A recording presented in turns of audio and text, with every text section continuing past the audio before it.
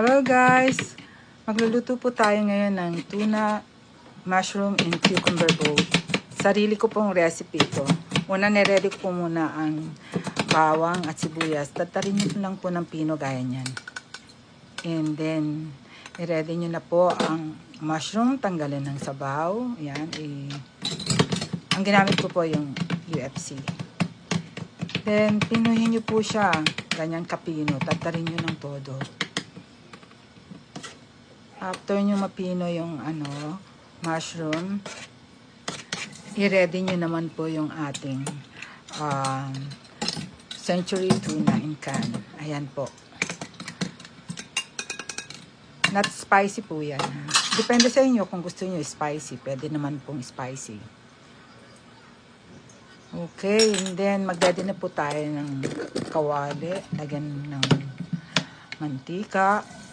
And then, ihanda nyo po ang isang cucumber. Make sure na nahugasan nyo mabuti. Hiwain nyo siya ng ganyan. At tanggalin ang buto. Yan.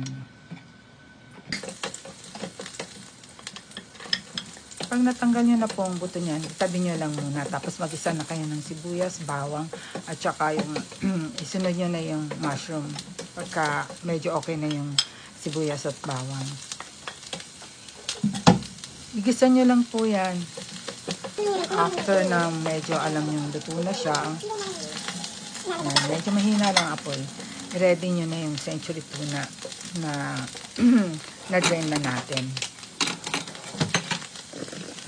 Yan. Dagdag nyo na yung century tuna. Guys, walang sabaw. Halo-halo lang. Pag okay na siya, lagyan nyo na siya ng timpla. Nilagyan ko siya ng asin. Depende po sa panlasa nyo. Tapos, konting pampalasa. Depende rin sa ginagamit nyo. And, of course, paminta. Yan. Konti-konti lang lahat. Then, halo lang. Mag-ready kayo ng isang tasa kasi lalagay natin ito sa isang tasa after natin maluto. Yan. Luto na siya. Okay, then pagka na isalin nyo na sa tasa, medyo palamigin lang ng konti, guys. And i-ready nyo na yung inyong cucumber. After that, lagyan nyo po muna ng mayonnaise, mga 2 hanggang 3 kutsarang mayonnaise.